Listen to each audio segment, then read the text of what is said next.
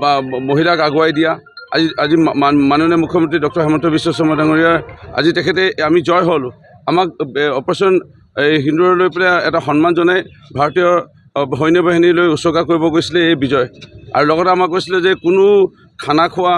বা প্ৰীতি ভোজ বোম ফুটোৱা ফুটাই দে সেইবোৰ নক'লে মানে এটা আকাৰ ইংগিতে বোলে বোম ফুটাই দে বা ফূৰ্তি কৰ এইবোৰ নক'লে একেবাৰে তল হৈ পেলাই যদিও আমি যিখিনি অহংকাৰ ভাৱটো পৰিহাৰ কৰি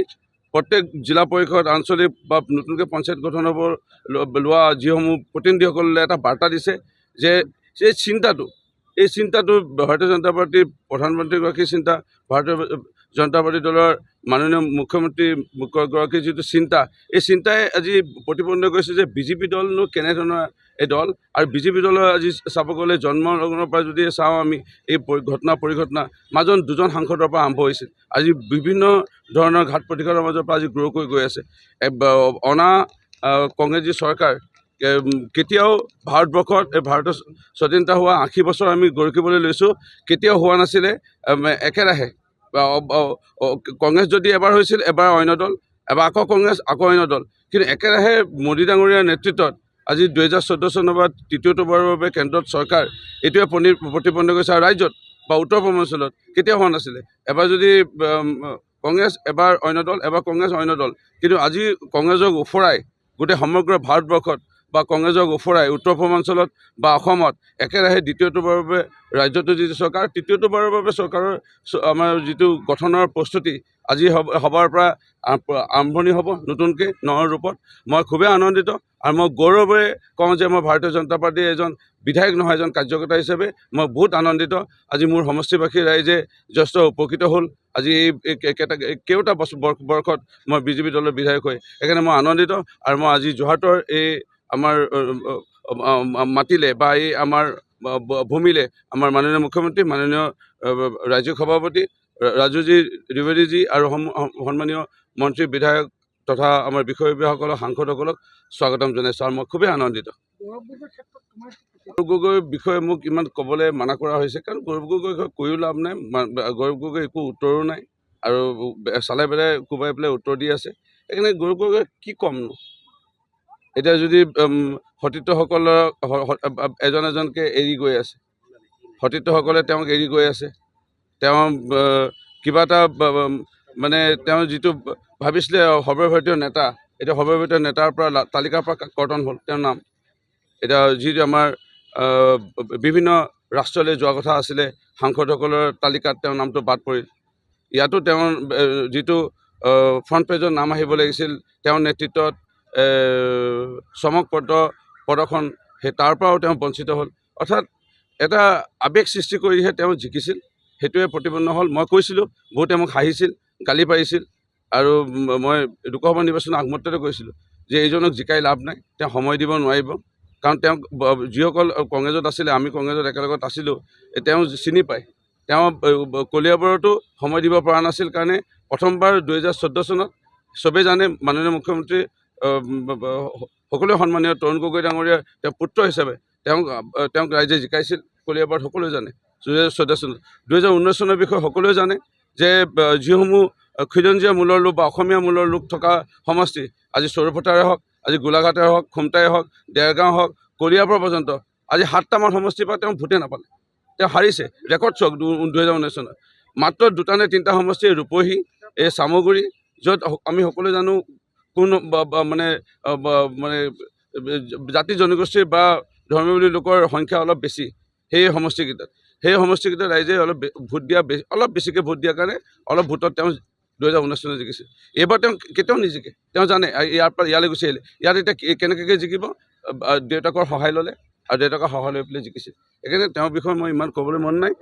মোৰ এটাই কথা যে ৰাইজে তেখেতক কিন্তু মানে হাওপাত নিদিয়াৰ আগত তেওঁ নিজৰ দায়িত্ব পালন কৰা আৰম্ভ কৰক কাৰণ এইবাৰ মূলতে হৰাৰ কাৰণটোৱে হ'ল যে সাংসদ গৌৰৱ গগৈ ডাঙৰীয়াক বহুত আশাৰে ৰাইজে জিকাইছিল আৰু সেই আশাৰে ৰাইজে জিকাই যেতিয়া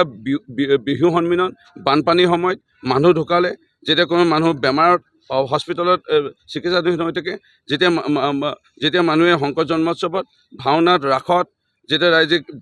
খেল ধেমালি পাতিবলৈ যেতিয়া ৰাইজে তেওঁক টকা পইচা অকণমান বিচাৰে বা তেওঁক আমন্ত্ৰণ জনাই উপস্থিতি বিচাৰে, তেওঁ যেতিয়া নহা হৈছে ৰাইজে কিন্তু দুখ পাইছে। ৰাইজে দুখ পাইছে, এই কথাবোৰ তেওঁ চব ঠিক আছে, সেইটোৱে পৰামৰ্শ তেওঁলৈ। আপোনালোকে কি ক'ম এতিয়া, আপোনালোকে নিজেই দেখিছে পঞ্চায়তত যিটো ধৰাশায়ী হ'ল কংগ্ৰেছ বা মানে যি অপজিশ্যন, সেই হিচাপে চাব গ'লে যোৰহাটৰ সমগ্ৰ যোৰহাট লোকসভা কথা যদি কওঁ 10টা সমষ্টি, সকলোৱে আচলতে আমাকে মানে ভাৰতীয় জনতা পাৰ্টিৰ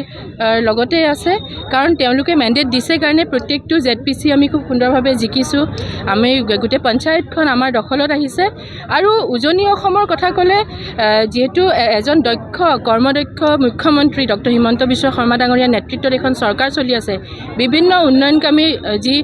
আঁচনিসমূহ আছে বা ৰাইজে সুবিধা পাইছে বিভিন্ন ক্ষেত্ৰত, আজি মহিলাৰ ক্ষেত্ৰত সবলীকৰণৰ ক্ষেত্ৰতে হওক বা আজি বিভিন্ন এডুকেশ্যনৰ ক্ষেত্ৰতে হওক, শিক্ষা ক্ষেত্ৰত হওক, আপোনাৰ স্বাস্থ্যৰ ক্ষেত্ৰত হওক, সকলো ক্ষেত্ৰতে। আৰু আটাইতকৈ ডাঙৰ কথা আজি ইনফ্ৰাষ্ট্ৰাকচাৰ ডেভেলপমেণ্ট। আজি এটা এনেকুৱা সময় আছিলে যে আমি গুৱাহাটীৰ পৰা যদি যোৰহাটলৈ আহোঁ, আমাৰ সময় যিমানখিনি লাগে 8 ঘণ্টা সময় লাগিলে অতিক্ৰম কৰিবলগীয়া হয়, আজি আমি 4 ঘণ্টা 5 ঘণ্টাতে আমি গুৱাহাটীৰ পৰা যোৰহাট, মানে এনেকুৱা এটা পৰিৱেশ আচলতে সৃষ্টি হৈছে অসমখনত। গোটেই সমগ্ৰ অসমখনৰ ৰাইজে আচলতে মাননীয় মুখ্যমন্ত্ৰী ডাঙৰীয়াক সকলোৱে বিচাৰে, তেওঁৰ আশীৰ্বাদ আছে আমাৰ সকলোৰে ওপৰত। আৰু নিশ্চয়কৈ উজনি অসমত অহা যি 2026 চনৰ নিৰ্বাচন আছে, সুন্দৰকৈ আমি জয়ী হয় সকলো সমষ্টিতে। চাওক, এইখন বিষয়ববীয়া যিখন সভা, সেইখন আমাৰ ৰেগুলাৰ অনুষ্ঠিত হয় এমাহৰ মূৰে মূৰে। কিন্তু হয় যোৰহাটত যদি ক'বলৈ যাওঁ, এনেকৈ ৰাজ্যিক পৰ্যায়ৰ সভা 2007 চনৰ পিছত এইবাৰ অনুষ্ঠিত হৈছে। আৰু এইটো সঁচাকৈ ক'ব গ'লে আমাৰ সকলো কাৰ্যকৰ্তাৰ মাজত এটা বেলেগ ধৰণৰ উৎসাহ। আৰু আপুনি যিটো উল্লেখ কৰিছে যে স্বায়ত্তশাসিত পৰিষদৰ, ইতিমধ্যে দেখিছে আমাৰ দখলতে গোটেইখিনি আছে আৰু আমাৰ দখলতে আহিব বা ভাৰতীয় জনতা পাৰ্টিৰ চৰকাৰ গঠন হ'ব। আৰু 26ৰ কাৰণে আচলতে নিশ্চিন্ত হৈ আছোঁ, ৰাইজে আমাক নিদিয়াৰ কোনো কাৰণ নাই। আপোনালোকে কওকচোন, আজি মহিলাসকলে যি ধৰণে সুবিধা পাইছে অৰুণোদয় আঁচনিৰ পৰা, নিযুত মইনাৰ পৰা, আজি শিক্ষাৰ ক্ষেত্ৰত কওক, আজি আপুনি স্বাস্থ্যৰ ক্ষেত্ৰত, সকলোতে তেওঁলোকে যিখিনি সুবিধা এই চৰকাৰখনৰ পৰা পাইছে বা উন্নয়ন দেখিছে, এই উন্নয়নক বাৰু নেওচি পেলাই বেলেগ কিবা এটা চিন্তা কৰাৰ কথা ভাবিব পাৰে নেকি? যিহেতু নোৱাৰে। আমি সকলো মানুহে আমি সদায় আগলৈ যাব বিচাৰোঁ, পিছলৈ আমি কেতিয়াও উভতি নাচাওঁ। কথাটো যোৰহাটৰ যিটো লোকসভাৰ যিটো ফলাফল হ'ল, আচলতে ভুল ত্ৰুটি ক'ৰবাত নহয় ক'ৰবাত আমাৰ কাৰ্যকৰ্তাৰ মাজতো থাকিব পাৰে বা আছিলে, যিটো কাৰণে বা কি ক'ম, সেই তেনেকুৱা ধৰণৰ এটা ফলাফল হ'ল যিটো আমিও ভবা নাছিলোঁ। কিন্তু তাৰ পিছতে সেইটো এটা আচলতে এটা আমাৰ বেয়া ফেজে গৈছিলে। কিন্তু এতিয়া যিটো পঞ্চায়তৰ যিটো এটা খুব সুন্দৰ ফলাফল আমি পালোঁ, তাৰপিছত 2026ৰ কাৰণে আৰু নিশ্চয়কৈ কাৰ্যকৰ্তাসকলেও উৎফুল্লিত, কাৰণ তেওঁলোকে দেখিছে যে মুখ্যমন্ত্ৰী ডাঙৰীয়াই এটা সময়ত এনেকুৱাও কৈছে যে কোনোবাই প্ৰশ্ন আপোনালোকৰ ফালৰ পৰাই কৰোঁতে তেওঁ এনেকৈ মানে কৈছে যে আমি যোৰহাটৰ কাৰণে আছোঁ। আৰু চাওক, যোৰহাট দিল্লী আজিলৈকে কোনো বিধায়কে কোনো মুখ্যমন্ত্ৰীয়ে আমাৰ ইয়াৰ পৰা মাননীয় মুখ্যমন্ত্ৰী তৰুণ গগৈ প্ৰয়াত, তেখেত যোৰহাটৰ বুলিয়ে ক'ব লাগিব, তিতাবৰ সমষ্টিৰ পৰা কোনোদিনে চিন্তা কৰা নাছিল যে দিল্লী যিখন ৰাজধানী, তালৈ আমাৰ এখন ডাইৰেক্ট ফ্লাইট হওক। কিন্তু এই বৰ্তমানৰ মুখ্যমন্ত্ৰী ডাঙৰীয়াই সেইখিনি পৰ্যন্ত চিন্তা কৰিছে। বিভিন্ন ঘাট, ৰাস্তা ঘাট, দলং সকলোখিনি বনোৱাৰ ইতিমধ্যে যি ধৰণে আপোনালোকে ইনফ্ৰাষ্ট্ৰাকচাৰ ডেভেলপমেণ্ট দেখিছে, সেইটো কেতিয়াও আগত আপোনালোকেও দেখা পোৱা নাছিলে, আমিও দেখা পোৱা নাছিলোঁ। সেইকাৰণে নিশ্চিত যে ৰাইজে যেতিয়া উন্নয়ন দেখিছে, ৰাইজে আমাৰ পক্ষত আছে আৰু আমাকে চৰকাৰ গঠন কৰিবলৈ সুবিধাখন দিব। ঠিক আছে।